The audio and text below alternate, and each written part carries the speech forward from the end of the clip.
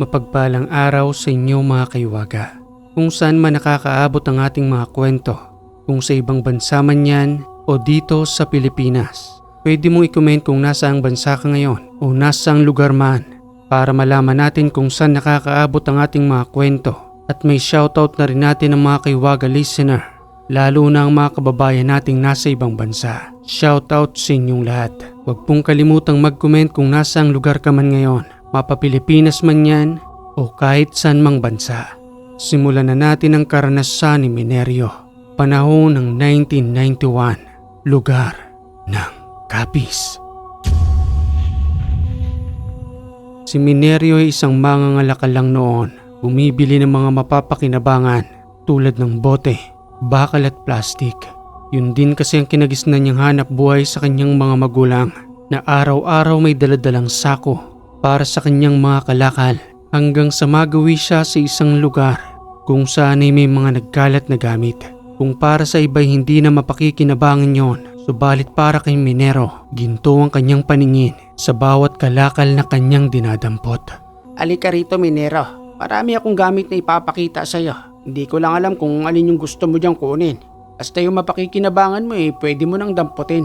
Pero syempre yung usapan natin sa presyo Alam ko namang pumipera ka dyan. Matagal na kasing walang tao ang bahay na ito. Kaya yung mga gamit na mapakikinabangan, pwede ko na ipakuha sa'yo. Para naman kahit papano'y maging pera pa. Yun nga lang siguradong bagsak presyo. Mang Usting, bakit ganito ho ang bahay nito? Para hong kakaiba. Paanong kakaiba, Minero? Kasi ho yung mga lumang figurin, pati na rin yung mga nakasabit sa bahay. Para bang may kakaibang kalaman ang naninirahan dito. Hindi siya normal. Ay nako, napansin mo rin pala yun, Minerio. Akala ko mga kalakal lang ang tinitingnan mo. Hindi mo na maitatanong. Ang dating naninirahan sa tahanang ito ay isang matandang babaylan. Matagal na siyang lumikas rito at tinihabilin sa akin ang tahanan. Ang sabi lang niya sa akin noon paglalakbay raw siya at hindi niya alam kung kailan siya babalik. At kung sakali raw na lumipas sa mahabang panahon na hindi na siya nakauwi, ako nang bahala sa kanyang tahanan. Pwede ko raw ibenta ang mga gamit. Pero itong bahay ay patuloy ko raw pangalagaan. Hayaan ko lang raw na mabulok kahit nakainin pa ng anay. Pero nakapagtataka, ni isang anay sa loob ng tahanang ito, gayon din sa paligid, ay wala man lamang nagtangkang kainin ng mga kahoy. Isa rin ho yun sa napansin ko, Mang Usting, kahit na may pagkasinauna ang mga gamit.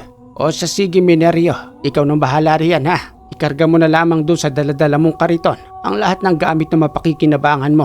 Siyempre yung bayad mamaya Huwag na huwag mong kalilimutan. Sige ho, Mang Usting. Ipapakita ko na lamang ho sa inyong lahat na nakuha ko. Nagpatuloy si Minerio sa pagkuha ng mga gamit hanggang sa pumukaw ng kanyang pansin ang isang banga. May kalumaan na ito. May mga bahagyang sapot at alikabok sa paligid. Pabulong na wika pa ni Minerio nang makita niya sa ilalim ng abuhan ang sinaunang banga. Mukhang mapakikinabangan ko pa ito. Kahit na nga ba may kalumaan na. Pero ang tanong wala naman yatang bibili nito. Hindi ko na nga lang kukunin. Nang bitawan ni Minerio ang bangang yon, kagad siyang kinilabutan dahil sa may dumaloy na malakas na hangin, samantalang sarado naman ang bintan at pintuan. Hanggang sa may marinig siyang pagbulong malapit sa kanyang kanang tenga. Minerio, kunin mo ang banga. Sino ka? At nasaan ka? Dahil sa tindi ng kanyang pangingilabot, kagad na napaatras si Minerio, tumingin sa paligid ng tahanan at muling nagwika ng, ano bang nangyayari sa akin? Guni-guni ko lang ba yun? Pero malinaw sa aking pandinig, ipinapakuha niya sa akin ng banga. Mang Usting? Mang Usting, nandyan pa ho ba kayo sa labas ng tahanan? Subalit walang sumasagot kay Minerio na para bang boses niya lamang ang kanyang naririnig. Maya-maya pa, hindi niya pinansin ang pagbulong. Muling ipinagpatuloy ang paghahanap ng mga gamit. Hinayaan sa isang tabi ang banga. Subalit pasulyap-sulyap niya itong tinitingnan hanggang sa muli niyang marinig ng mas malinaw at mas mahaba ang mga bulong patungkol sa bangang kanyang nakita. Minerio, matagal ka nang hinihintay ng banga. Kunin mo, may nakalang regalong naghihintay sa'yo. Ano? Regalo? Ano bang meron sa bangang yan? Bakit hindi kita makita? Mang Usting? Mang Usting, ikaw ho ba yun? Baka naman ho pinaglalaruan niyo ako rito. Nasaan ho ba kayo, Mang Usting? ang nakabukas na pintuan at bintana. Sabay-sabay itong nagsarado kasama ang pag-aligid ng isang malakas na hangin. Ano bang nangyayari sa bahay na ito? May mga naninirahan ba dito hindi ko nakikita? Paulit-ulit pang naririnig ni Minerio ang mga bulong. Ang banga. Kunin mo ang banga. Subalit itong si Minerio dahil sa sobrang takot na kanyang naramdaman na sa unang pagkakataon na makarinig siya ng mga kakaibang bulong na hindi niya naman makita kung saan ang gagaling. Kaya kumaripa siya ng takbong papunta sa may pintuan. Kagad itong binuksan hanggang sa makita siya ni Mang Usting na mabilis na tumatakbo. Oy, Minerio! Minerio! Abay, saan papunta ang batang yon? Abay, napakabilis tumakbo. Agkanda tapon ang lahat ng kanyang mga kalakal sa kanyang kariton. Hindi kaya nakakita ng ahas doon sa lumang bahay. Ay nako, maikandado na nga lang uli ang bahay na yon.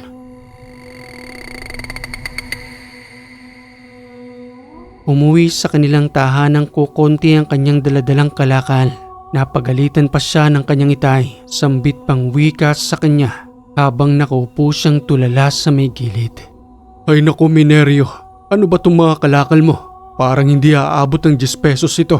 Ano bang pinagagawa mo ngayong araw? At bakit nakatulala ka riyan? Kasi po itay, may narinig po akong mga bulong. Ano? Mga bulong? Opo itay.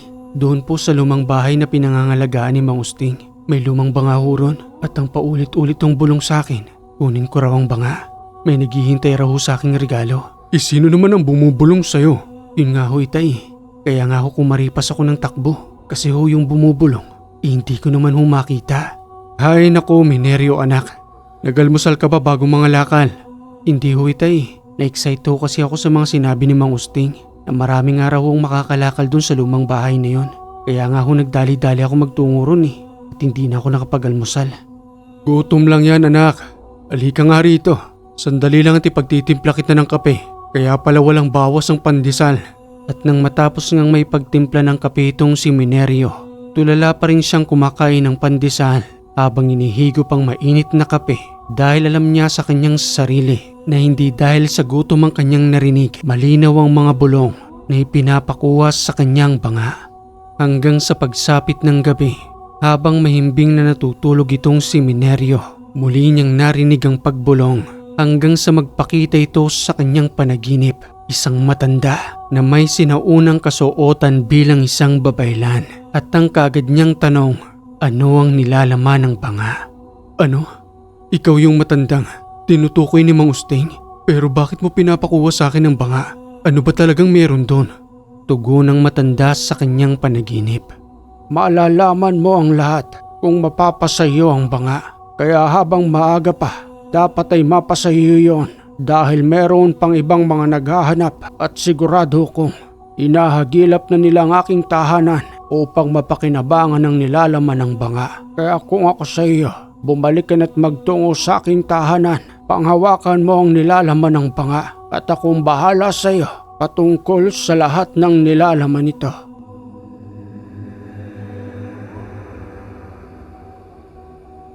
Kinabukasan ay muling ang bumalik si Minerio sa nasabing tahanan at nang makita siya ni Mang Usting, sambit pang wika sa kanya habang nakatitig sa kanyang mga mata. O ano Minerio, bakit ka ba nagtatakbo kahapon?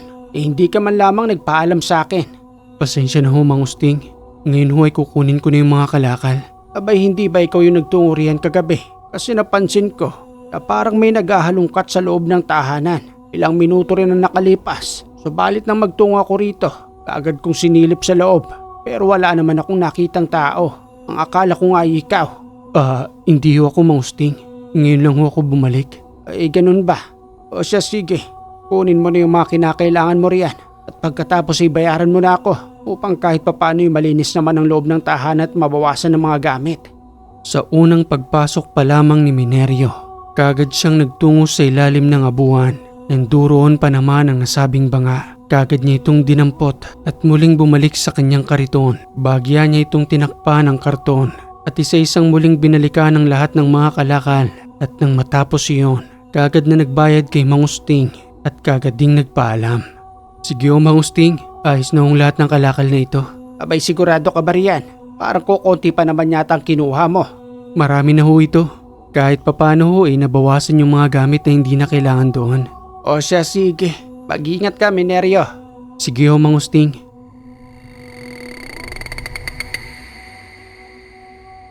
Sa muli niyang pagbabalik sa kanilang tahanan, inuna niyang itinago ang banga sakay sa isang dinalang mga kalakal sa kanyang itay.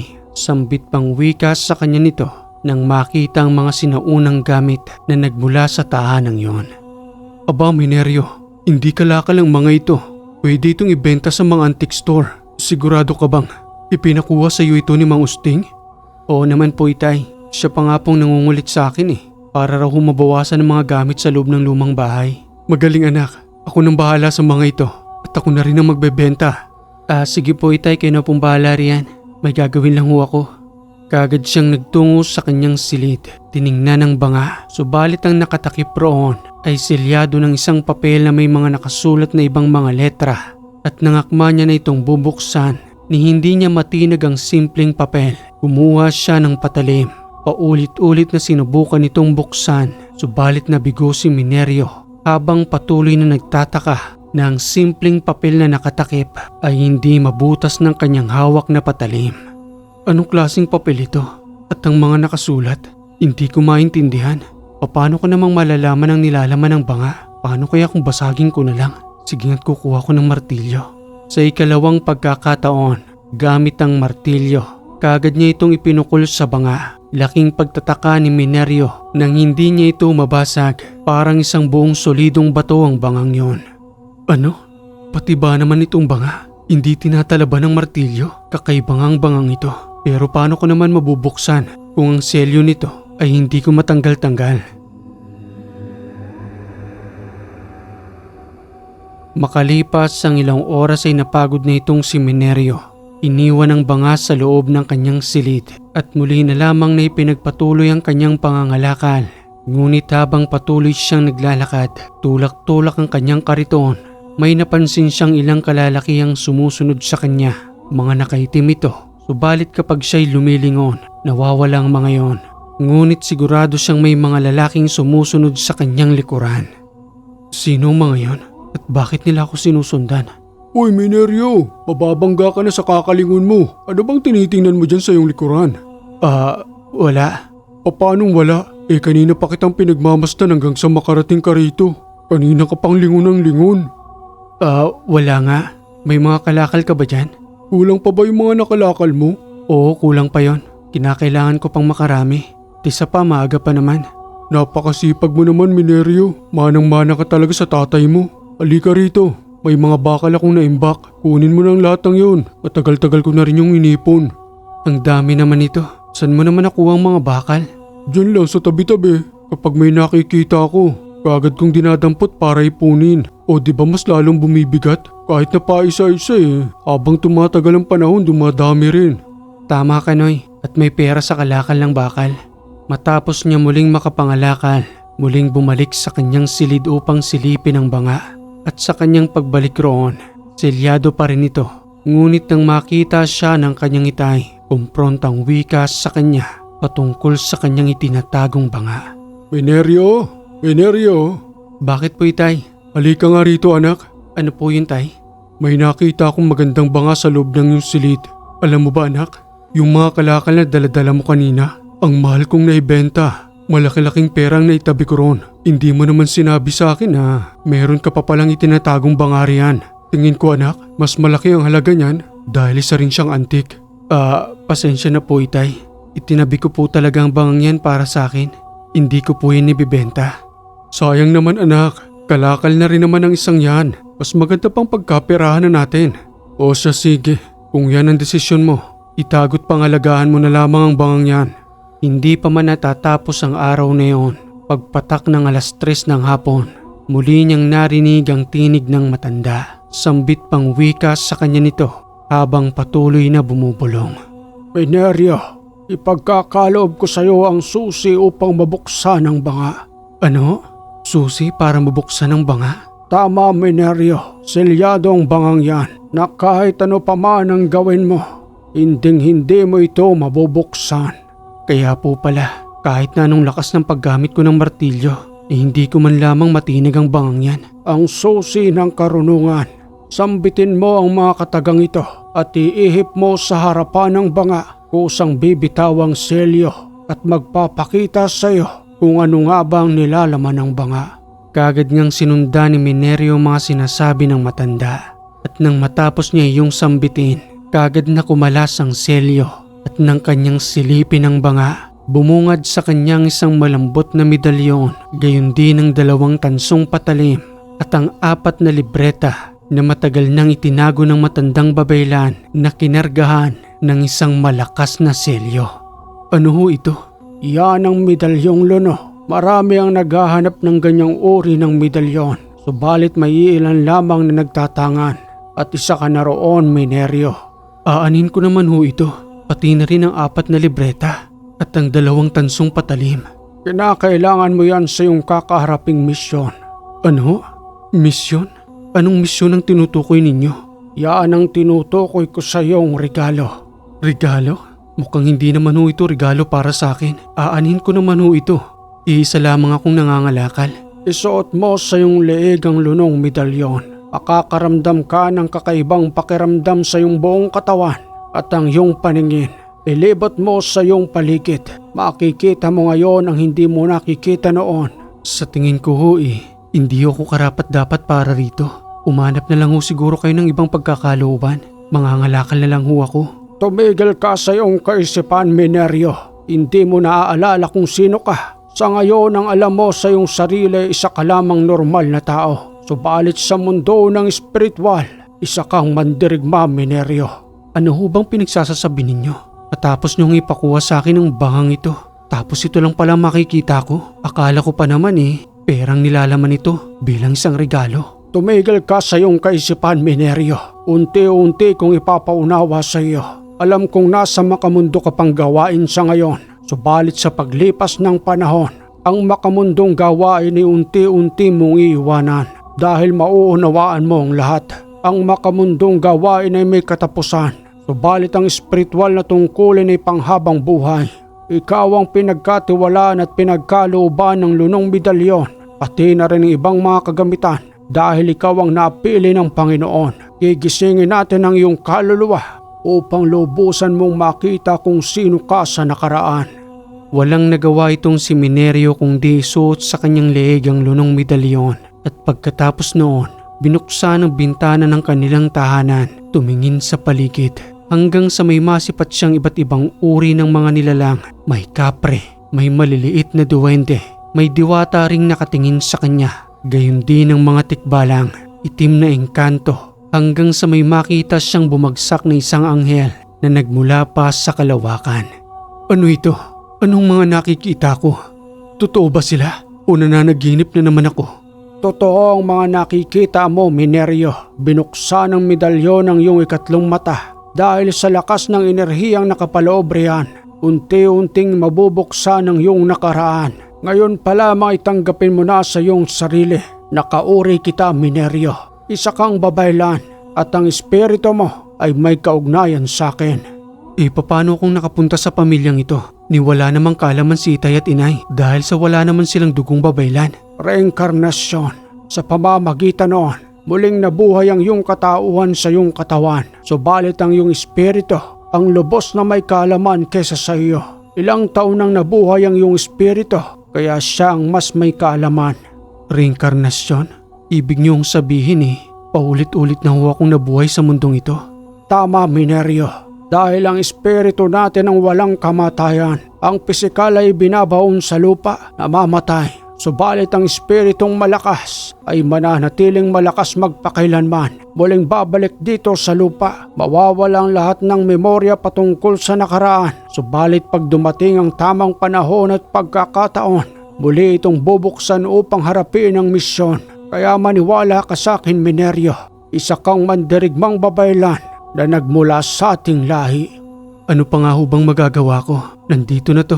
Kahit na nga ba hindi ko pa lubusang nauunawaan. Ano ho bang susunod kong gagawing hakbang upang lubusan ko ng magising ang natutulog kong kaluluwa? Ang 4 na libreta, diyan ipapaunawa sa iyo kung gaano kakalakas, Minerio.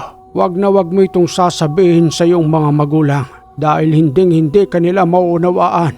Oot kadugo mo sila sa iyong pisikal na katawan, subalit magkaiba kayo ng level pagdating sa espiritu. Nauunawaan mo ba yon, Mineryo? Opo, uunawain ko po. Wala po akong pagsasabihan patungkol dito. Pabuti naman kung gayon. Sundin mo lamang ang lahat ng sasabihin ko na sigurado kung hindi ka maliligaw. Kunin mo ang 4 na libreta at ituturo ko sa iyo kung ano ang mga kaalaman na kinakailangan mong matutunan upang lubosang magising ang natutulog mong kaluluwa.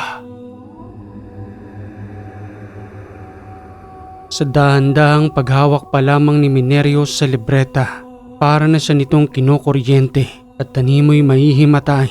Hindi niya may paliwanag na pakiramdam at nang buksan niya ito, mas lalong dumami ang mga bulong dahil ang mga salitang nakapaloob roon ay tunay na may buhay na mas lalong pinapalakas ang kanyang lunong medalyon. At sa makalipas ng ilang araw, napansin ng kanyang itay ang kanyang pagiging abala sa pag-aaral ng libreta. Alam mo anak, Mineryo, walang magandang kahantungan yung ginagawa mo. Kung ako sa'yo, mangalakal ka na dahil ang pag-aaral mo ng librong yan ay nanggaling sa demonyo. Huwag mo na nga'y tinatago-tago sa akin yan dahil meron din akong kaibigan na nag-aral ng ganyang uri ng libreta. Ayun at nabaliw ni hindi kinaya ng kanyang isipan ng mga nakasulat roon dahil nakasulat umano sa lingwaheng Latin. Ayokong matulad ka sa kanya anak dahil hindi natin alam na baka demonyo nang tinatawag mo. Itay, hindi naman ho. Dahil meron hong gumagabay sa akin. Gumagabay? Malay mo ba sa gabay na yan? Paano kung nagpapanggap lang siya? Alam mo anak, kayang gayahin ng mga demonyo ang itsura ng ibang tao. At kahit ng mukha ko ay kayang-kaya nilang gayahin. Nanahimik na lamang noon si Mineryo. Nagkaroon din ng dudas sa kanyang sarili. Muling nangalakal. Subalit nang kausapin siya ng matandang gabay na itago na lang natin sa pangalang Ato. Sambit pang wika sa kanya nito habang patuloy siyang nangangalakal. Alam mo, Mineryo, sa ganitong uri ng pag-aaral, maraming pagsubok ang daraan, lalong-lalo ng mga mahal mo sa buhay. Hindi sila sasang-ayon sa mga gagawin mo. Sila ang pangunahing kokontra sa iyo. Subalit ikaw ang nakakaalam, Mineryo. Hindi ako demonyo. Isa kong alagad na nanggaling sa Panginoon. Ang lahat ng ituturo ko sa iyo ay nanggaling sa kanan. Sundin mo ang iyong puso, Mineryo, at hindi ang iyong isipan. Kaya nga sinasabi ko sa iyo na pilit mong itago ang lahat ng iyong gagawin, lalo pat nagsisimula ka pa lamang sa mundo ng espiritual. Sa muling pagbabalik ni Mineryo sa pag-aaral, patago niya yung ginagawa. Sa tuwing patuloy siyang nangangalakal, nagtatago siya sa lilim ng malaking puno. Doon ay patuloy niyang binubuklat ang libreta at sa gabi naman ay palihim siyang nagdarasal. Hanggang sa makalipas ang ilang buwan, natutunan din ni Mineryo ang lahat ng kaalaman na itinuro sa kanya ng matanda. At dahil doon ay natuklasan niya rin kung sino siya sa nakaraan, hindi Mineryo ang kanyang pangalan. Isa siya sa malalakas na babaylan ng panahon na kumukonekta sa mga espiritu at nakikipagdigma sa masasamang elemento. Ngayon ay alam mo na kung sino ka, Mineryo, ang malakas na uri ng babaylan at ang agimat na lunong suot mo. Isang kagubatan ang pupuntahan natin. Nagkalat ang mga aswang roon. Mayroon silang tinatawag na teritoryo. Makikita natin doon ang kanilang mga bakas. Doon ay susubukin natin ang iyong kakayanan at ipapakita ko sa iyo ang masasamang uri ng mga aswang na hindi dapat binubuhay sa mundong ito. Hindi man sang-ayon ang kanyang itay sa kanyang bagong tinatahak na landas. Subalit hindi siya mapigilan noon. Kagad silang nagtungo sa nasabing burol. Hanggang sa makarating sila roon, kitang-kita ni Mineryo ang mga bakas ng matatalim na kukos sa malalaking kahoy. Muling wika pa ng matandang gabay na si Ato. Hanggang dito ang kanilang teritoryo. Wag na wag kang lalagpas riyan dahil ayon sa kanilang mga bakas na kapag pumasok ka sa kanilang teritoryo, pag-aari ka na nila at hindi ka na muling makakalabas. Nakikita mo ba ang matatalim na kukong mga bakas riyan sa malalaking punong kahoy? Nakikita ko po at nararamdaman ko rin ang presensya nila. Nandiriyan lang sila sa paligid at nagmamasid. Tama ka, Mineryo. Naghihintay lamang sila na magkamali ka sa pagpasok sa kanilang lugar. Gusto mo bang subukan ang iyong kakayanan? Opo, gabay na Ato. Kinakailangan ko tong gawin dahil hindi ko malalaman kung hanggang saan ang hangganan ng aking kakayanan kung hindi ko ito susubukan. Ipinasok ni Minerio ang kanyang paa sa mga bakas. Lumagpas siya roon. Naiwan ang matanda sa kabila. Ipinagpatuloy ni Minerio ang pagpasok sa kagubatan. Maya-maya pa, kagad siyang may nakitang dalawang itim na aso. Hindi normal ang laki noon. Naglalaway habang may mapupulang mata na dahan-dahang lumalapit sa kanya. At sa ilang minuto lamang na kanyang kaharap ang nilalang, dahan-dahan itong nagbagong anyo at muling bumalik sa pagiging katawang tao. Sambit pang wika sa kanya nito habang nag-aangil. May nararamdaman akong kakaiba sa'yo. Hindi ka normal, Ginoo. At alam kong kami ang pakay mo. May kasama ka pang isang matandang babaylan. Gusto mo ba kaming subukan kaya ka napadpad sa aming teritoryo? Patawad sa mapangas kong pagpasok sa inyong teritoryo. Tama kayo. Gusto ko kayong paglaruan. Paglaruan? Napakagandang pakinggan. Alam mo bang hindi ka na makakalabas rito? Tingnan lang natin.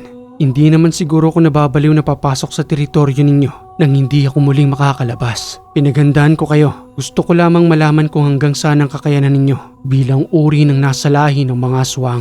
Ito ang unang pagkakataon na papaslang ako ng mga tulad ninyo. Mabilis na muling nagbagong anyo ang dalawa at dahan-dahang pumalibot kay Minerio. Ang isa ay nasa harapan at ang isa naman ay nagtungo sa kanyang likuran. Walang ano-ano'y sabay na umatake yun kay Minerio. Subalit dahil sa pagiging handa, hawak ang dalawang patalim na tanso. Sabay niya yung itinarak sa dibdib na naging dahilan ng kaagad na pagkamatay ng dalawang nilalang na nasa inyong aso. Di ba sinabi ko sa inyo, makakalabas ako ng buhay sa teritoryong ito. At sigurado ako sa ginawa kong ito ngayon, maaalarma ang lahat ng mga kasamahan ninyo dahil sa inyong pagkamatay. Maya-maya pa'y lumabas na ng gubat si Minerio. May bakas ng dugo ang kanyang dalawang kamay. Muling wika pa sa kanya ng kanyang gabay na si Ato.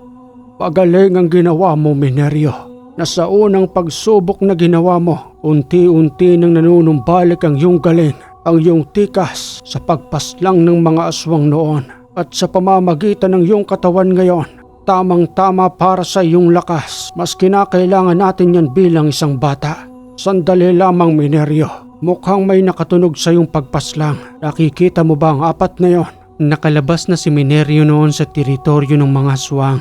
Subalit may nakapansin pala sa kanya. Apat na nilalang ang nakatingin sa kanya sa di kalayuan. Kitang-kita sa kanilang mga muka ang matinding galit dahil sa ginawa ni Mineriong pagpaslang. Halika na, Minerio. Pabayaan na muna natin sila. Hindi pa ito ang tamang panahon upang magtungo sa kanilang punong tahanan. Hayaan muna natin silang magalit upang masira ang kanilang mga plano. Makalipas ang isang linggo, sunod-sunod ang balita sa kanilang lugar na may mga taong ginagambala ng mga aswang. Kusang nagpresenta itong si Minerio upang tingnan ang mga tahanan. At ilan sa mga ito, pati na rin ang kanilang mga alagang hayop ay ginambala ng mga nasabing nilalang. Ano bang maitutulong mo sa amin, Minerio? Isa ka lamang namang mangangalakal. Bakit ka nagtungo rito sa aming tahanan? Pasensya na ho, Mang Iloy. Gusto ko lamang ho sanang makatulong. Makatulong? Ano namang maitutulong mo? Pwede ko ho bang tingnan yung mga hayop na ginambala ng aswang? Pwede naman. Nanduroon sa likuran ng aming tahanan. Wasak ang tiyan ng alaga kong baboy. Pati na rin ang aking mga manok roon ay mga wala ng buhay. Nang silipin nga yun ni Minerio, kitang-kitang matatalim na kalmot. Samantalang sa mga alagang manok, nasisiguro niyang sigbin ang umatake roon na siguradong alaga ng mga aswang. Kumpirmado ho, Mang Iloy, aswang nga ho umatake sa inyo. Pati na rin ho ang kanilang alagang sigbin. Paano mo namang nasiguro, Minerio? May alam ka ba patungkol roon? Napangisi lamang noon si Minerio. Dahil sa ilang taong naninirahan sa kanilang lugar, ang alam lang nila ay patuloy siyang nangangalakal. Hanggang sa maya-maya, sinundan ng pagsubok upang makita ng mga tao ang kakayanan ni Minerio. Isang lalaki ang sinapian ng isang engkanto. Nagsisigaw ang asawa ng sinapian na kagad naman nilang narinig. Tulong! Kailangan kong tulong ninyo. Ang asawa ko, nagwawala siya rito sa loob ng tahanan. O Minerio, akala ko ba'y tumutulong ka? Sige na, tulungan mo yon. Tingnan lang natin kung anong magagawa mo. Kayo naman, Mang Iloy. Ako na nga hong nagmamagandang loob, ba't parang ako pa yung masama? Hindi naman sa ganon. Di ba pagtulong ang pinunta mo rito? O sige, ayon at sinasapian ng asawa ni Ading. Kagad na nagtungo roon si Mineryo, sumunod si Mang Iloy at sa kanilang pagpasok sa loob ng tahanan, basag-basag ang mga plato roon, butas-butas na rin ang mga dingding dahil sa pagwawala ng kanyang asawa. Subalit nang magsalita itong si Mineryo, biglang napahinto ang lalaki at nagsalita sa kanya ng, Ayaw ko sa'yo. Lumayo ka rito. Hindi kita kailangan. Kaibigan, hindi naman ako naparito para makipag-away sa'yo. Lisanin mo na ang katawan ng lalaking yan. Ayaw ko. Akin ang katawang ito. Ako na ang nagmamayari ng kanyang katawan. Ano bang nangyayari sa kanya, Mineryo? Bakit parang kakaiba na siya? Napakabuti naman ng taong yan. Iba na ho ang kausap natin, Mang Iloy. Hindi na ho ang lalaking yan. Meron nung sumapi sa kanyang engkanto at ang engkantong yon ang nagpapatakbo ngayon ng kanyang isipan at katawan. Ganoon ba? Paano mo namang natutunan ng ganyang pamamaraan? Di ba isa ka lamang na mangangalakal? Oo, Mang Iloy. At kahit naman ho ngayon nangangalakal pa rin naman ho ako. Pero malaki na ho nagbago sa akin, Mang Iloy. Hindi na ho akong dating Mineryo. Anong ibig mong sabihin? Isa ka na bang manggagamot? Panuorin nyo na lang ho ang gagawin ko. Gamit ang mga lihim na salitang binitawan ni Mineryo ng mga oras na yun, kagad na napaluhod ang lalaki. Inutusan niya itong maupo at nang gamitan niya ito ng malalakas na pamako, gayon din ang spiritual na panali. Kagad niyang kinausap ang nilalang hanggang sa magpakilala sa kanya at ituro kung saan ang kanyang tahanan. Kaibigan, wala kang may tatago sa akin. Isa kang itim na engkanto, tama? Huwag mo kong tawaging kaibigan. Oo, at isa akong itim na engkanto. Naninirahan ako sa likod ng tahanan kung saan nanduro ng isang malaking balete. Ginambala niya ang aking pananahimik. Hindi ko naman siya sasaktan. Yun ay kung hindi niya sinira ang aking tahanan. Pagpasensyaan mo na. Hindi ka naman nakikita ng taong yan. Wala siyang kakayanan na makita ka. Hindi tulad ko. Kitang-kita kita sa katawan ng taong ito. Alam ko namang mabuti ka kahit na nga ba itim ang kulay mo. Ano bang sinira ng taong ito sa iyong tahanan? Pinagpuputol niya ang mga baging sa aking balete at hindi lang yon. Nais pa niyang putulin ng buong puno kaya wala na akong nagawa. Kinakailangan kong pasukin ang kanyang katawan upang matigil ang kanyang katarantaduan. At bilang kabayaran sa kanyang ginawa, akin ang katawang ito. Ako na mismo nagmamay-ari. Doon naman hindi ako makapapayag, kaibigan. Ipaubaya mo na sa akin ang taong ito. Ako na mismo humihingi ng tawad dahil hindi niya alam ang ginagawa niya roon. Hindi niya naman makita na may naninirahan pala dun sa balete. Ano bang alay ang gusto mo upang pamalit na lamang sa katawan ng taong ito? Para naman kahit papano ay makabawi siya sa'yo. Sige't pagbibigyan ko siya. Subalit pagsabihan mo ang taong ito na wag na muling gagalawin ang balete sa likuran ng tahanan at maghanda siya ng 3 itim na manok. Ibibigay niya yun sa aking alay upang magkasundo kami na hindi ko na siya muling gagambalain. O Aling Ading, 3 itim na manok lang naman pala ang hinihingi. Wag niyong kalilimutang maglagay roon at siya nang bahala roon. Ano ba ang kailangan, kaibigan? Buhay bang iiwan ng manok o patay na? Kahit buhay, ako nang bahala roon. Itali niyo lamang sila sa puno at wag niyo na silang muling kukunin. Ni hindi na gumamit ng dahas si Mineryo para sakta ng engkanto dahil nakita niya naman na mabuti yon at nang pakawalan niya ang espiritu ng nilalang, kagad niyang pinagsabihan ng lalaki patungkol sa mga bili ng engkanto. Mang Isong, kamusta na ang pakiramdam ninyo? Ayos na pakiramdam ko. Ano bang nangyari? Ay nako, Mang Isong. Wag niyo na hong gagalawin ang balete sa likuran ng tahanan ninyo. May naninirahan ho dyan. Ano? Pinagpuputol kong mga ugat. Kaya nga ho, yun ho ang naging dahilan kaya nawala kayo sa inyong sarili. Ganoon ba, Mineryo? Sino namang gumamot sa akin? Ako ho mismo. Sa totoo lang, hindi naman ho kita ginamot. Nadala sa pakiusap ang itim na engkanto. Kaya ngayon ho mag-aalay kayo ng 3 itim na manok. Alam na ho yun ni Aling Ading. Abay, maraming salamat, Mineryo. Sige't gagawin kaagad namin yon upang hindi na muling magalit sa amin ang engkanto. Makalipas ang 3 araw, kagad na umugong ang pangalan ni Mineryo. Ipinagkalatiyo ni Mang Iloy, pati na rin ni Mang Isong kung paano silang tinulungan ito. At dahil sa kakulangan ng mga manggagamot sa lugar ng panahong yon, si Mineryo kagad na nilapitan ng mga taong may karamdaman. Isang taong may daladalang karagas sa kanyang katawan ang muling sumubok sa kakayanan ni Mineryo. O dito ho kayo, yung mga magpapagamot ho dito ho sa upuang ito. Ikaw, Ginoo, magpapagamot ka rin ho ba? Tumitig ng masama kay Mineryo ang lalaki, kumunot pa ang noo, sabay wika sa kanya nang, Hindi ako naparito para magpagamot. Gusto ko lamang subukan ang iyong kakayanan. Nanggaling pa ako sa kabilang baryo at nabalitaan kong mayroon nga raw bagong manggagamot rito. Napansin ko lamang na bata ka pa iyo at para bang ipinapakita mo na sa mga taong ito na kaya mo silang pagalingin. Mukhang sinusubukan niyo ho yata ako. Nakikita ko yung karga ninyo sa inyong katawan. Nagmula ho siya sa kaliwa. Ayaw ko lamang sanang banggitin ito dahil ayaw ko mapahiya kayo. Dahil sa edad niyo hong yan, kailangan ho'y dapat na ginagalang ka, hindi binabastos. Aba, mukhang papalag ka nga iyo. Sandali lamang at ipapaunawa ko sa'yo. Hindi ako nagpapagaling. Yung mga salita hong binibitawan ko. At hindi ho nanggaling sa akin yon. Nanggaling ho yun sa makapangyarihang may lalang ng langit at lupa. At wala ho akong dapat na ipagmalaki dahil isa lamang ho akong instrumento. Kilala rin ho ako sa lugar na ito na isang mangangalakal. Ni hindi na nakapagsalita ang dayong yon. Kagad ring umalis sa kanilang lugar. Napatingin na lamang ang mga tao. At muli na lamang na ipinagpatuloy ni Minerio ang kanyang panggagamot sa mga taong may karamdaman. Aba Minerio, talagang pinapahanga mo kami. Samantalang dati, nagtutungo ka lamang sa aming mga tahanan upang kunin ang mga kalakal. Tapos ngayon, isa ka ng manggagamot. Ang buhay nga naman oo. Hindi mo masasabi ang pagbabago katulad nitong si Minerio na halos hindi ko na makilala dahil sa galing niyang manggamot. At sa isang oras na pananatili sa panggagamot ni Minerio, isang babae ang kinukulam. Naglalagas ang buhok nito habang patuloy ang pagdami ng sugat sa kanyang buong katawan.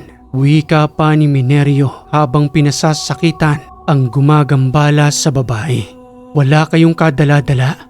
Pati ba naman ang walang malay na babaeng ito? Ginagambala ninyo? Anong uri ba talaga kayo ng tao? Punong-puno ng inggit sa katawan? Bakit mo ginagambala ang babaeng ito? Maganda ang babaeng yan. Gayon din ang kanyang buhok, pati na rin ang makinis niyang balat. Subalit ngayon, wala na ni isang magkakagusto sa kanya dahil ang pangit-pangit niya na. Sira na ang kanyang muka at nanlalagas na ang kanyang magandang buhok. Kinatatakutan na siya ng mga kalalakihan, hindi tulad ko na mas maganda pa kesa sa kanya. Sinasabi ko na nga ba, palibasa may ganyang uri kayo ng kakayanan, sinasamantala ninyo upang pasakitan ng mga tao. Kaya kitang paslangin ngayon kung hindi mo tatanggalin ang lahat ng kinarga mo rito. Mas malakas ang proteksyon ko kesa sayo, kaya huwag mo akong takutin binata. Gawin mo ang gusto mong gawin, hindi ko kakalasin ang lahat ng kinarga ko sa babaeng yan. Matigas ka mangkukulam. Ngayon ay ipaparamdam ko sa'yo ang hinahanap mong sakit ng iyong buong katawan. Ito pang para sa'yo. Isusumbali ko ang lahat ng ginawa mo sa babaeng ito at ang ipinagmamalaki mo sa aking magandang mukha. Lahat ng naranasan ng iyong biniktima ay mararanasan mo rin. Ang sumpa ng sumbalik, pahintulutan ako upang muling ibalik sa kanya ang lahat ng kanyang ginawa. Sabay pabulong na pagkarga ng usal ni Minerio at ihip sa hangin, nagkikisayang mangkukulam sa katawan ng pasyente. Hanggang sa maya-maya pa, sumigaw ito ng napakalakas nang kagad na makita ang epekto sa kanyang balat. Anong ginawa mo? Tumagos sa aking proteksyon. Ang sumbalik. Tanggalin mo ito. Ang maganda kong muka, pati na rin ang aking buhok ay unti-unting nalalagas. Tanggalin mo ang sumpa. Kagamutin ko na ang babae. Kakalasin ko ng lahat ng ginawa ko. Nasa uli ang pagsisisi mangkukulam. Uli na ang lahat. Hindi ko na makakalas ang ginawa ko sa iyo. Habang buhay mo nang dadalahin yan hanggang sa ikamatay mo ang lahat ng nangyayari sa iyong katawan. Ako nang bahala sa babaeng ito. Ako na mismong gagamot sa kanya. Anong akala mo sa akin? Walang kakayanan na gamutin ng taong ito. Lumayas ka sa katawan ng babaeng ito. Alis dyan! Hindi pinaslang ni Minerio ang mangkukulam. Pinabayaan niya lang yon upang habang nabubuhay siya, patuloy niyang maramdaman ang lahat ng kanyang ginawa. Maya-maya pa'y muling nanumbalik ang kaluluwa ng kanyang pasyente at nagsalita kay Minerio ng, Maraming salamat Minerio. Manunumbalik pa ba ang balat kong ito? Pati na rin ang aking mukha. Pagtiwala ka sa akin Karen, lalong-lalo na sa Panginoon. Walang imposible para sa Kanya dahil Siyang may likha sa ating lahat. Tutulungan kitang muling manumbalik ang iyong balat. Siguro mga 1 buwan. Wala nang mga sugat na yan. Pati na rin ang iyong buhok ay unti-unti nang haba. Naku, maraming salamat Minerio. Kay tagal kong tiniis ang lahat ng ito. Ang pakiramdam ko nga, para na akong nasa impyerno. Dahil walang humpay ang pagkati ng buong katawan ko.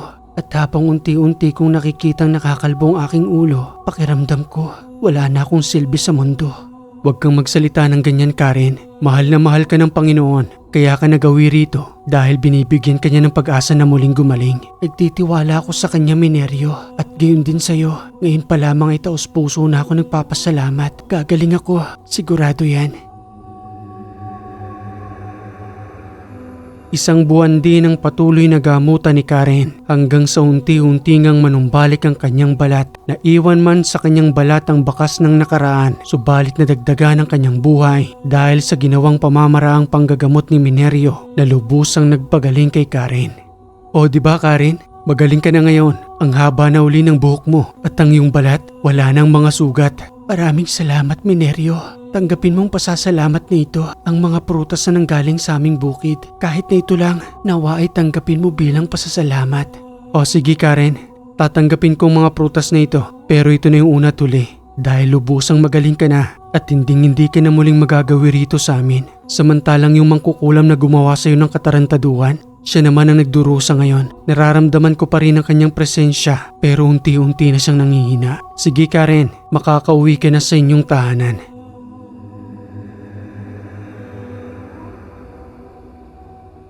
Isang araw nang magawi si Mineryo sa kuprasan ni Mang Iloy, may napansin siyang kakaiba roon dahil 3 sa kanyang inuupahang mangungopra ay hindi pangkaraniwang tao. Kagad niyang kinausap si Mang Iloy, kaya pala paulit-ulit lamang ang panggagambala sa kanilang lugar dahil nandoon mismo sa pangangalaga ni Mang Iloy ang umaatake sa kanila.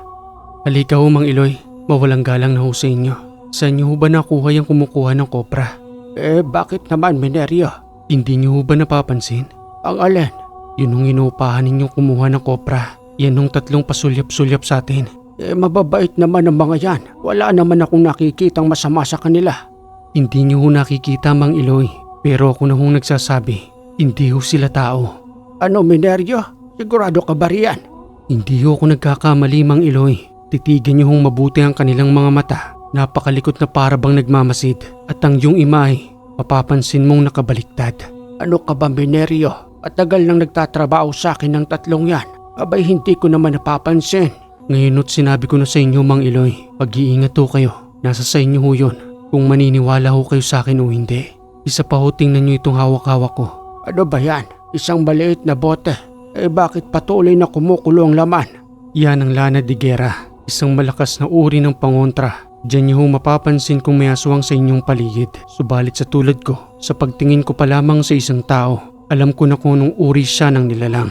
Dalahin niyo ito, Mang Iloy, at kapag paulit-ulit na kumukulo habang nasa tabi ninyo ang 3 yan, ibig sabihin, kumpirmadong aswang silang 3. Nakakatakot naman yung sinasabi mo, Mineryo. Pero sige, tatanggapin ko ito. At obserbahan ko kapag wala ang 3 yan, kung patuloy pa rin bang kukulo ang lana o hihinto ito. Pangsamantalang pinaubaya ni Mineryo kay Mang Iloy ang 3 bilang paggalang sa matanda sa kanyang kinuwang trabahante upang siya na mismong makatuklas sa 3 yon. Subalit sa makalipas na 2 araw, si Mang Iloy na mismong nagtungo sa kanyang tahanan para sabihin ang patungkol sa 3 kanyang kinuwang trabahante. Mineryo! Mineryo! O Mang Iloy, kamusta ho kayo? Naniniwala na ako sa iyo, Mineryo, na aswang ang 3 lalaking yon. 2 gabi ko na silang nakikita sa labas ng aking tahanan. Hindi ko naman sila pinapatawag, subalit hindi ako lumalabas roon at patuloy ko lamang na tinitingnan ang lana. Pero hindi sila makalapit sa akin, siguro dahil dito sa binigay mo. At maliban pa roon, Mineryo, abay napakisap lamang ako ng mata. Nagbago ng anyong isa roon, naging isang malaking itim na aso. Sigurado ko, Mineryo, kitang-kita ng 2 kong mata. Ngayon kayo na ho mismo nakakita, Mang Iloy. Ano ang gusto ninyong gawin? Sabihin niyo lamang ho sa akin. Gusto ko silang palayasin sa aking poder dahil hindi ko kailangan ng tulad nila. Sila rin siguro ang pumaslang sa mga alaga kong hayop. Mineryo, pagtungo tayo mamayang gabi sa aking tahanan at sigurado kong babalik ang 3 yon. Sa pagsapit ng dilim, 7:30 nang nagtungo si Mineryo sa tahanan ni Mang Iloy. Doon na siya nagpalipas ng gabi at ang inaasahan nga nilang darating ay muli nilang nakita bandang 1:00 ng madaling araw habang maliwanag ang buwan. Nandito na ho sila, Mang Iloy. Pagmasdan niyo hong mabuting lana de guerra. Patuloy na naman nga ito sa pagbula. Sandali lamang at sisilipin ko sa labas ng tahanan. Kagad na sumilip si Mang Eloy sa kawang ng kanilang dingding. Tumambad sa kanyang mata ang dalawang naglalakihang aso, samantalang ang isa roon ay nasa anyo pa ring tao subalit nalilisik ang mga mata habang tumutulo ang laway. Tama ang sinabi mo, Minerio. Nasa labas na nga ng tahanan ng tatlo. Anong gagawin natin? Maging kalmado lang ho kayo. Ako na hong bahala sa kanila at wag na wag ho kayong lalabas ng tahanang ito at ang lanas sa inyong kamay ay wag na wag niyo hong bibitawan. Dahan-dahang binuksan ni Minerio yung pintuan ng tahanan. Nagtungo sa kinaroroonan ng tatlo. Kinumpronta niya ang mga iyon. Sambit pang wika ni Minerio habang pinakikiusapan ng tatlo. Kung maaari lang, habang pare-pareho pa tayong kalmado, umalis na kayo rito. Alam na ni Mang Eloy ang tunay ninyong pagkatao.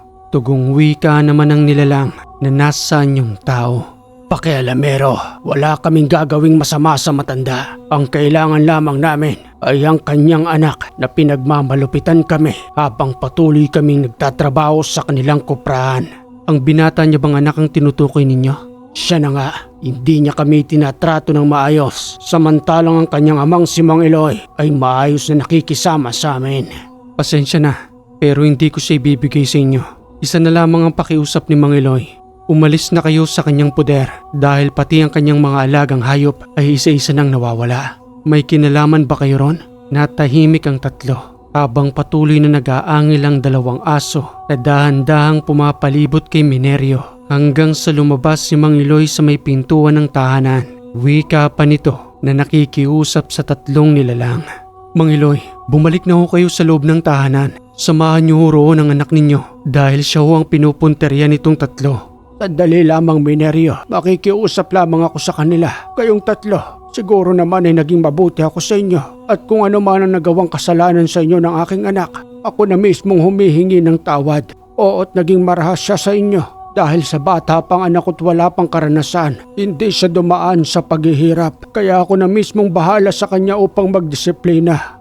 Huli na ang lahat, Mang Eloy. Nakilala mo na kami at ang tunay naming anyo. Ibigay mo na sa amin ang iyong anak at pagkatapos nito, kusa kaming alis sa lugar. Hindi ako makapapayag. Anak ko siya at hindi ko siya maaaring ipagkalolo sa inyo dahil lamang sa kanyang pagkakamali. Minerio, mukhang hindi na sila nakikinig sa akin. Ikaw na ang bahala sa kanila. Kagad na pumasok ang matanda sa loob ng tahanan, nagtungos sa kanyang anak habang daladala ang lana de gera. Hindi na ba talaga mapipigilan ang galit ninyo? Pwes kung gayon, ako na mismong papas lang sa inyo. Nakikita niyo ba ang matalim na tansong ito? Kapag nasugatan kayo ng aking patalim, sigurado kong hinding-hindi na yun gagaling. Hanggang sa ikamatay nyo na. Kaya kung ako sa inyo ngayon pa lang, umatras na kayo at lumayo na sa lugar na ito. Tingnan natin, binata. Isasama ka namin hanggang sa aming kamatayan. Marami ka nang pinapaslang na tulad namin. Akala mo siguro hindi namin alam ang ginawa mo. Pinasok mo ang aming teritoryo ng walang pakundangan. Pinaslang mo pa ang dalawa naming kasamaan doon. At ito ng pagkakataon upang ipagiganti sila. Dalawa sa mga yon ang patuloy siyang inatake habang ang isa ay nakaambang. Kaliwat kanan ng pagsunggab kay Minerio habang patuloy niyang ginagamit ang kanyang tansong patalim. Maya-maya pa'y nakagat siya ng isa roon. Kagad na kinaladkad patungo sa likuran ng tahanan kung saan ay may naglalaki ang mga puno at nagyayabong ang mga damo. Wika pa ni Minerio. Bitawan mo ko. Bitawan mo ko. Itong sayo. Napaslang niyang nilalang na kumaladkad sa kanyang patungo roon hanggang sa patuloy pa rin ang pag-atake ng dalawa at sa paulit-ulit na pagsunggab sa kanya. Napansin ng dalawang aswang na may mga sugat na sila ng patalim na tanso at unti-unting iniinda ang mga sugat. Muling wika pa ni Minerio habang patuloy silang hinahamon na muli pang umatake. Ano? Bakit kayo natigilan? Ngayon ba'y nararamdaman nyo na kung gaano kahapdi at sakit sa inyong buong katawan? Tulad ng sinabi ko sa inyo, wala nang kagalingan ng sugat na yan dahil ang tansong ito ay kargado ng iba't ibang uri ng mga usal. Kaya kung ako sa inyo, ipagpatuloy nyo na sa akin ang pag-atake habang may natitira pa kayong lakas para paslangin ako. Napansin ni Minerio yung nakaramdam ng matinding takot ang dalawa dahil unti-unti na silang nangihina. Walang humpay na pagpatak ng dugo sa lupa hanggang sa magsipagpulasan ng dalawang yon at nangakmang hahabulin pa ni Minerio. Nanduro na sa kanyang likuran si Mang Iloy na kaagad naman siyang pinigilan. Hayaan mo na sila, Minerio. Tama ng isa sa kanilang napaslang. Siguro naman ay magtatanda na sila't hindi na muling babalik rito.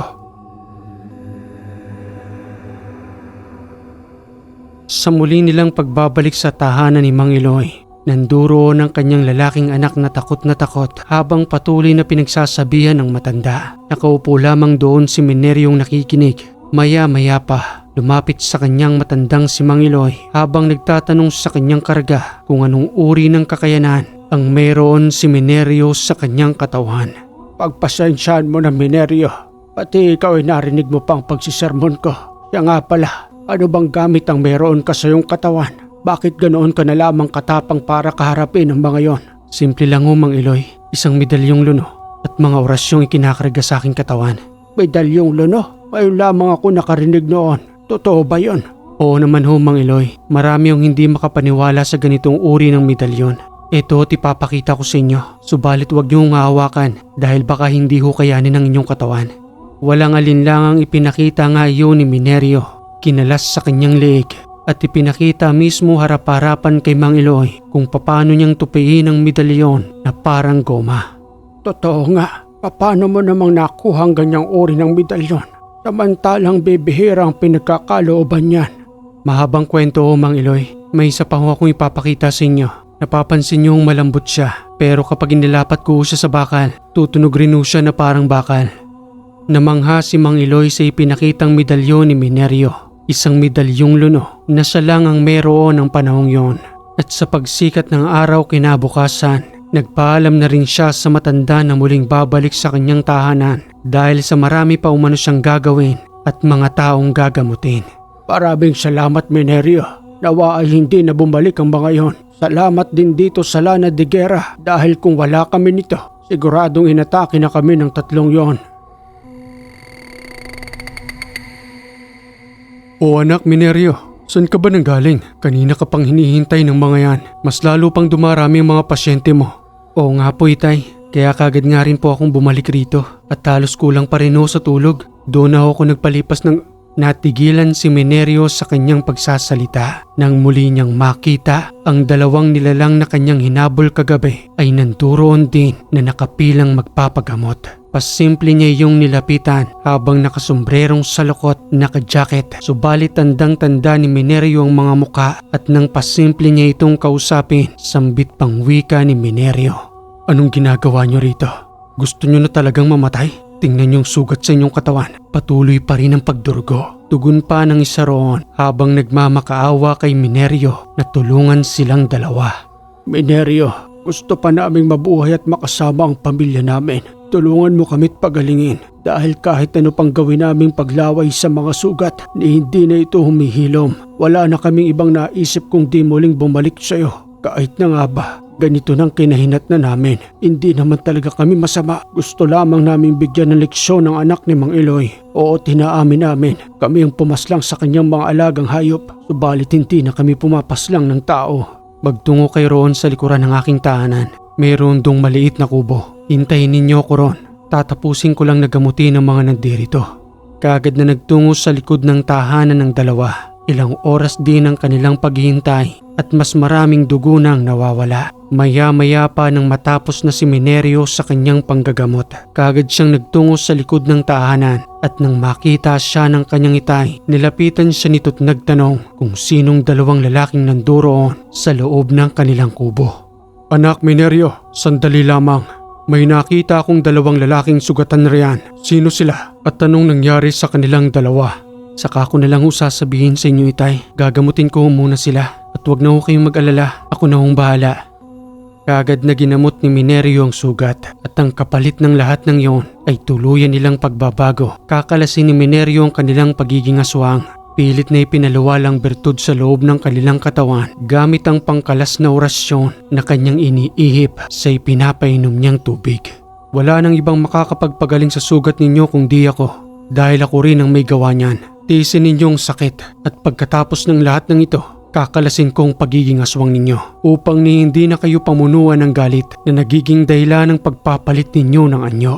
Gamit ang kaalaman ni Minerio sa panggagamot, kinalas niyang lahat ng nakakarga at sa makalipas na 1 linggo, naging maayos ang kalagayan ng 2 nilalang sa poder at pangangalaga ni Minerio. Magaling na kayong dalawa at tumilom na rin ang inyong sugat. Humihingi ako ng tawad sa pagpaslang ko sa inyong isang kasama. Wala na akong nagawa nun dahil patuloy niya pa rin akong kinakaladkad. Kalimutan na natin yun, Minerio. Dahil kung kami man na nasa kalagayan mo, gagawin din namin yon. Hindi ko akalaing bibigyan mo kami ng ikalawang pagkakataon para mabuhay. Makikipagtulungan kami sa iyo, Minerio. At kung ano man ang hilingin mo, basta't kaya naming ibigay, ay gagawin namin para makabawi kami sa iyo. Isang kahilingan lang, iharap niyo ako sa inyong pinuno. Hindi yun maaari, Minerio. Papaslangin niya kaming dalawa kapag nakipagtulungan kami sa iyo. Yun lang naman ang hinihingi ko. At pagkatapos nun, maaari na kayong umalis. Pero paano naman kami? Wala na kaming kakayanan upang madaling makalayo at siguradong papaslangin kami ng kanyang mga alagad dahil sa pakikipagtulungan namin sa iyo. O sige, ganito na lang. Ituro niyo sa akin kung nasaan ang kanyang kubo dahil ang pinuno mismong kailangan kong makausap. Alam ko kung nasa saan ang pagitan ng inyong teritoryo, subalit ang kinaroroonan ng pinuno ang kinakailangan kong malaman. Sumang-ayon ng dalawa sa pakiusap ni Minerio at sa pagsapit ng dilim. Kagad silang nagtungo sa nasabing lugar. Pagpasok pa lamang nila sa teritoryo, rinig na nila ang ingay ng mga nilalang at habang itinuturo ng dalawa kung nasa saan ang tahanan ng pinuno, patuloy silang kinikilabutan dahil ayon sa dalawang yon, walang awa o man itong pumapaslang kahit nakabilang pa sa kanilang pagiging aswang. Minerio, hanggang dito na lang kaming dalawa. Hindi na kami maaaring lumapit pa. Wala na kaming ibang matatakbuhan at siguradong kapag nakita kami ng mga kasamahan namin, pagtutulong-tulungan nila kami upang paslangin. Sige at maraming salamat sa inyo. Yun ba yung tinutukoy ninyong kubo? Yung nasa gitnang yun? Oo, Minerio, nagduduho ng pinuno at ang ginagawa niya lamang doon ay madalas na kumain at busugin ang kanyang sarili. Sige at umalis na kayo. Dalahin ninyo ang batong ito at wag na wag ninyong bibitawan. Patuloy lamang kayo sa paglalakad at wag kayong lilingon. Hindi kayo mapapansin ng mga nilalang dito. Kaagad na tinungo ni Minerio ang nasabing kubo. Gamit ang kanyang malakas na sabulag ni hindi siya napansin ng mga nilalang na nandoon hanggang sa makarating siya sa nasabing tahanan ng pinuno. Sinipa ang pintuan, nagulat ang nilalang nang wala siyang makita sa biglang pagbukas ng pintuan. Sinong sumipa ng pintuan ko? Sinong nandiriyan? Lumabas ka. Naamoy ko ang presensya mo. May kakaiba kang kakayanan at hindi ka namin kauri. Magpakita ka sa akin. Kaagad na isinara ni Minerio ang pintuan ng kubong yon. Kinalas ang kanyang sabulag. Nagpakita sa pinuno habang nagsasalita ng, alam kong hindi mo ko kilala. Ako si Minerio. Binigyan ako ng misyon upang paslangin ka, pinuno. Sa iyo nang gagaling ang lahat ng mga utos, kaya walang humpay ang pananalasa ng iyong mga alagad. Habang nagpapakasasa ka sa loob ng kubong ito na nagkalat ang iba't ibang uri ng karne, nakakadiri. Narinig ko na ang iyong pangalan. Ikaw pala si Minerio. Nagliliwanag ang iyong agimat, ang medalyong luno na nagmula pa sa mga babailan. Mabuti naman at alam mo. Kaya ngayon pa lang, magdasal ka na sa iyong sinasambang Panginoon dahil ako ang papaslang sa iyo. Sa unang pag-atake ni Minerio, hindi niya inaasahan ang bilis ng pinunong yon. Kaagad siyang itinulak papalayo na naging dahilan ng kanyang pagbalandra sa dingding. Tumilapon siyang papalabas. Naging dahilan ng pagkaalarma ng mga alagad ng pinuno. Isa-isang nagsipaglapitan, subalit pinigilan sila ng pinuno ng mga aswang. Wika pa nito habang ipinapakita ang kanyang pagiging pinuno sa harapan ng kanyang mga alagad. Huwag kayong makikialam. Akin ang labang ito. Ako lamang ang kanyang punteriya para paslangin. Tamang sinabi niya. At kapag napaslang ko ang inyong pinuno, huwag niyo nang subukang atakihin pa ako. Dahil kung magkagayon, maaari ko kayong isa-isahin. Kung hindi niyo kaya ang inyong pinuno, paano na lang ako? Kaya binibigyan ko kayo ng babala. Lumikas na kayo sa lugar na ito matapos kong paslangin ang inyong pinuno. Pinuno, sigurado ka ba dyan sa gagawin mo? Kayang-kaya namin siyang pagtulungan. Yun ay kung sasabihin mo lamang sa amin, nag-iisa lamang siya. Kaya siguradong hindi siya tatagal sa atin. Tumigil ka. Bilang inyong pinuno, ako ang inahamon ng taong ito at hindi ako makapapayag na talikuran ng kanyang paghamon. Huwag na huwag kayong makikialam dahil ako mismong papaslang sa inyo kapag ginawa niyo yon. Nanatili ang mga alagad ng pinuno sa gilid habang patuloy lamang silang pinanunood. Binunot ni Minerio ang dalawang patalim na tanso. Ang isa ay nasa kanan at ang isa naman ay nasa kaliwa. Muling wika pa ni Minerio bago magsimula ang kanilang laban. Handa ka na bang mamatay, pinuno? Meron ka rin palang paninindigan. Ihanda mong yung sarili dahil tatadtarin ko ng hiwang yung buong katawan at itatara ko sa iyong dibdib ang dalawang tansong patalim na hawak-hawak ko. Sa ikalawang pagkakataong pag-atake ni Minerio, kakaibang bilis pa rin ang ipinapamalas ng pinuno ni hindi niya ito matsyempohan hanggang sa marinig niyang pagbulong ng matanda. Wika pa sa kanya nito patungkol sa kakaibang kakayanan na ipinapakita ng pinunong yon. Minerio, tingnan mong mabuti ang kanyang mga paa. Isang replika lamang ang nasa iyong harapan. Isang aninong gawa sa kanyang itsura. Sundan mong mabuti ang kanyang mga galaw hanggang sa mapansin mo ang mabilis na aninong pinagmumula ng kanyang pinagtataguan. Kagad na napahinto si Minerio sa kanyang paulit-ulit na pagsugot. Pinagmamasda ng pinuno, pinag-aaralan ng kanyang mga kilos. Wika pa ng pinuno habang humahalakak. Napapagod ka na ba, Minerio? Hindi mo ko kaya dahil ang kakaibang bilis na meron ako ay hindi mo kayang abutan. Mapapagod ka lang sa akin at dahil doon, kapag ako naman ang umatake, umanda ka, Minerio, dahil ipapakain ko ang iyong buong katawan sa aking mga alagad. Nang makita niya ng pinagtataguan ng pinuno, kagad niya itong sinundan na kunwari nga atakihin ang replika. Subalit patungo siya sa pinagkukublihan nito. Nagulat ang pinunong yon nang nanduro na siya sa kanyang harapan habang nakaambang ang pagtarak ng dalawang patalim na tanso. Itigil mo yan. Wag mong gawin sa akin to. Subalit habang patuloy na pinapaslang ni Minerio ang pinunong yon, napansin niyang nakangiti ito at patuloy pa ring tumatawa na para bang hindi nasaktan sa paggamit niya ng kanyang patalim. Isa akong immortal. Hindi ako kayang paslangin ang iyong patalim na tanso. Yan na ba ang pinagmamalaki mo? Pasensya ka na sa aking pagpapanggap. Magaling akong gumaya ng replika at magpanggap na nasasaktan. Umanda ka, Minerio. Ano yan? Lumayo ka. Lumalapat sa akin ang medalyon mo. Nasusunog ang aking katawan. Minerio, hindi siya tinatalaba ng tanso. Subalit ang iyong medalyon, kinakailangan mo siyang hubarin at isuot mo sa nilalang na yan. At habang nakahiga pa ang nilalang na yun sa lupa, nasa ibabaw si Minerio. Kagad niyang binitawan ng patalim na tanso. Hinubad ang kanyang medalyong luno. Kagad na isinuot sa pinunong yon hanggang sa magkikisay ito na naging dahilan ng unti-unting pagkasunog ng kanyang buong katawan. Ubarin mo to, Minerio. Masusunog ang buong katawan. Alisin mo ang iyong agimat, Minerio.